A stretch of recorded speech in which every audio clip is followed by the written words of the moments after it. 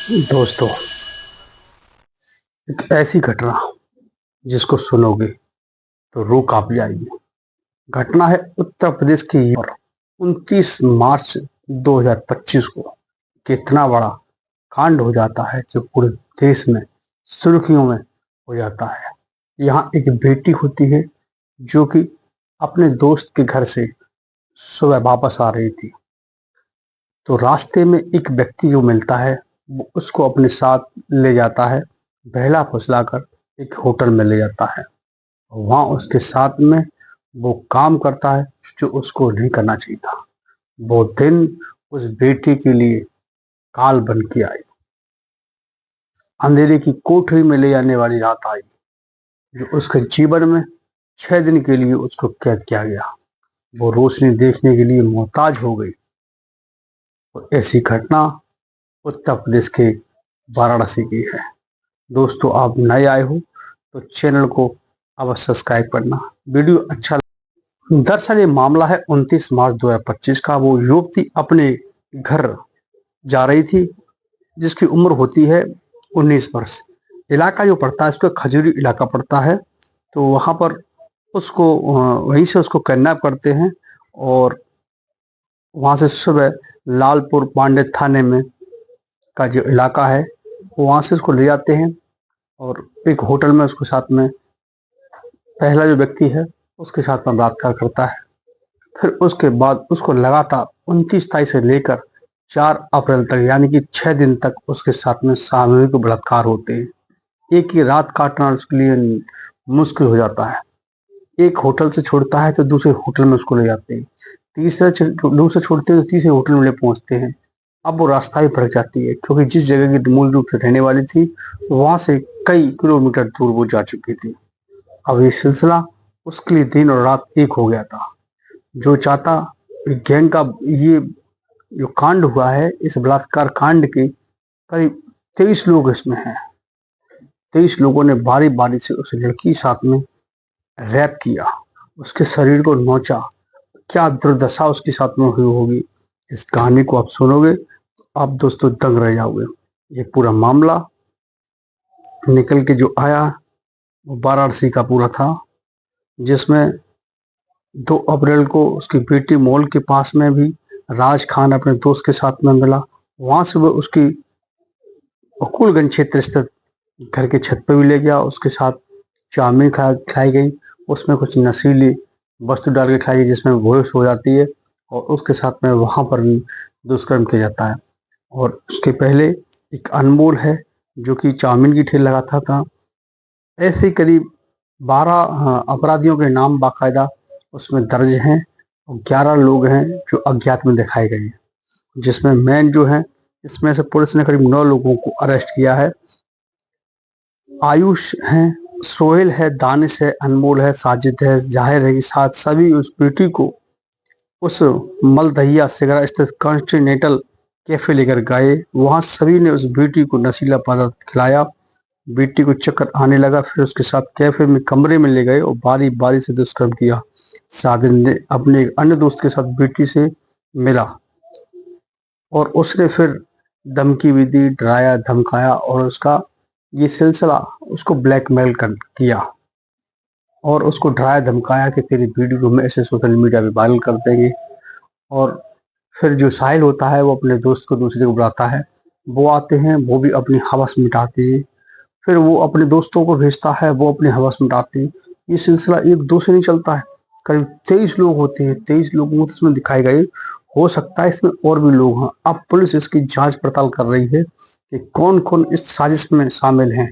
अब ये छात्रा थी, 19 वर्ष की उम्र थी, कैसे इनके चंगुल में फंसी, पुलिस उसकी भी जांच कर रही है। अब इतना बड़ा मामला हुआ है, 23 लोगों ने उस बेटी के साथ में इतना बड़ा अत्याचार किया। उसके शरीर को एक जानवर की तरह उन्होंने हवसी दरिंदे बनकर उसको नोचा। ये उसी के ऊपर आप जान सकते हो कि अगर किसी बहन बेटी के ऊपर इतना बड़ा अत्याचार होता है तो वो कैसे इस शरीर पर 19 राक्षस, 19 जानवर अगर काटते हैं, नोचते हैं तो क्या दुर्दशा हुई होगी उस बेटे के साथ में। जब ये मामला सोशल मीडिया वायरल होता है, न्यूज़पेपर में चलता है, उसके बाद वहाँ पर प्रधानमंत्री का दौरा भी होता है और उनके पास में भी इस केस का संज्ञान पहुँचता है, तो वो भी वहाँ राज्य सरकार जो मुख्यमंत्री हैं आदित्यनाथ योगी, उनके पास में इस पे कड़ी कार्रवाई करने का वो आदेश देते हैं। उसके बाद वहाँ करीब 9 अपराधी इसमें पकड़े भी जाते हैं।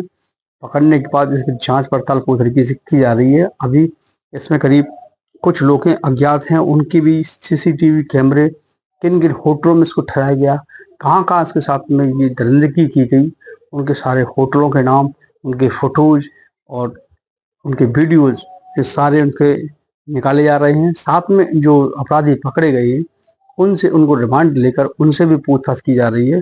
फिलहाल उस बेटी को ऐसी हालत कर दी थी कि अभी वो हॉस्पिटल में एडमिट है और उसका वहाँ पर उपचार चल रहा है। इस संबंध में डीसीपी जो बराड़ा जोन है चंद्रकांत मीणा ने बताया कि 9 आरोपियों को उसमें गिरफ्तार किया गया है, बाकी हैं उनके यहाँ दबिशें चल रही हैं, उनको पकड़ा जा रहा है। तो ये पूरी खबर जब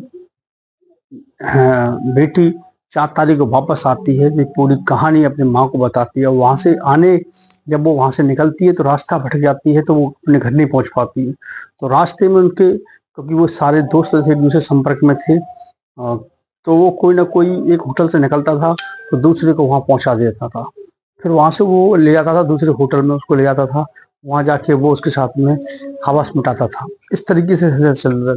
अब ये लड़की समझती थी ये जो हमारे पास लोग आ रहे हैं ये अकस्मात हमको मिल रहे हैं, कहीं मॉल के पास मिलते, होटल के पास मिलते हैं, तो वो कहीं उसमें से काफ़ी लोगों से परिचित थी।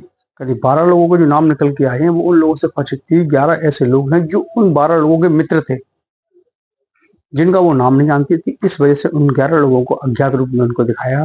जब उसकी हालत खराब हो गई थी, कैसे करके उन लोगों ने, किसी ने उसमें से उसके घर के आसपास ही ड्रॉप किया था, छोड़ा था। उसकी हालत खराब थी। जब उसकी माँ ने उसको देखा तो उसके पैरों तले जमीन खिसक गई कि उसकी इतनी कंडीशन खराब थी, कुछ कहा नहीं जा सकता था। उसके बाद उसको सुबह होता है, उपचार के लिए एडमिट कराया जाता है। उसके बाद उसके माता पिता थाने पहुंचते हैं और वहाँ थाने में जाकर पूरी अपनी कहानी को बयां करते हैं। उसकी एफआईआर दर्ज होती है। एफआईआर दर्ज होने के बाद ये केस का खुलासा इस तरीके से होता है और फिर ये इनकी खबरें सोशल मीडिया पे, न्यूज़पेपर में, प्रिंट मीडिया पे और बाकायदा न्यूज चैनलों पर इनकी खबरें चलने लगती हैं, तो पुलिस सक्रिय होती है। और क्योंकि बीजेपी का यहाँ शासन है तो महिला को लिए खास कर उन्होंने स्पेशल गंभीरता से इसको हैंडल किया जाता है। और ये इतना बड़ा जो प्रधानमंत्री का जो संसदीय क्षेत्र है उसमें इतनी बड़ी घटना हो जाती है और वो भी यहाँ दौरे पे आए थे उसके बाद, तो पुलिस अभी इन लोगों को पकड़ रही है। अब देखते हैं इसमें और कौन कौन दोषी हैं। और एक चाउमीन वाला अनमोल गुप्ता, एक इतना बड़ा चलाने वाला सेक्स के रैकेट का मालिक कैसे बन बैठता है, कहीं ना कहीं इसमें उसका भी पूरा हाथ है क्या? कहीं ऐसा तो नहीं कि ये सेक्स रैकेट का ही पूरा इसने इतना बड़ा साम्राज्य खड़ा किया और चाउमीन चलाने वाला एक होटल का मालिक बन जाता है कुछ ही समय के अंदर। वो भी जांच पुलिस कर रही है। इसमें एक मामला है क्योंकि ये सेक्स रेट से जुड़े हुए सारे एजेंट थे जिन्होंने अपने मुंह काले किए उस बेटी के साथ में जाके, उन्होंने ये जिंदगी की। ये तो मामले खुल के आया, हो सकता है इसके पीछे और भी ऐसे रैकेट चला रहे हों, तो ये भी अभी मामला धीमे धीमे निकलता चला रहा है। तो ये बहुत ही बड़ा दुर्भाग्य की बात है कि देश में इतने बड़े सख्त कानून होने के बावजूद लोगों के अंदर भय नहीं है बिल्कुल भी। लेकिन फिलहाल अब ये 376 केस में इनकी बहुत सारी धाराएं इसके ऊपर लगी होंगी और ये अभी कुछ लोग इसमें जो पकड़े गए हैं वो जेल में हैं और जो नहीं पकड़े गए वो बाहर हैं। पुलिस लगातार वहाँ पर दबिश दे रही है पकड़ने के लिए। तो इस कहानी सुनाने का हमारा एक मकसद नहीं था कि आपका दिल दुखाना हो, सिर्फ ये इतनी इसलिए आपको सुना जा रहा है कि ऐसी घटनाएं हमारे समाज में हो रही हैं, तो ऐसे इन घटनाओं से आप सबक सीखें और सचेत रहें। और अगर आप हमारे वीडियो पर पहली बार आए हो तो वीडियो को जरूर लाइक करना, चैनल को सब्सक्राइब करके आ जाना और हो सके तो अपने कमेंट में अपना नाम भी लिख के देना, क्योंकि अगले वीडियो में हम आपको आपका नाम जरूर ले सकें। धन्यवाद। जय हिंद, जय भारत।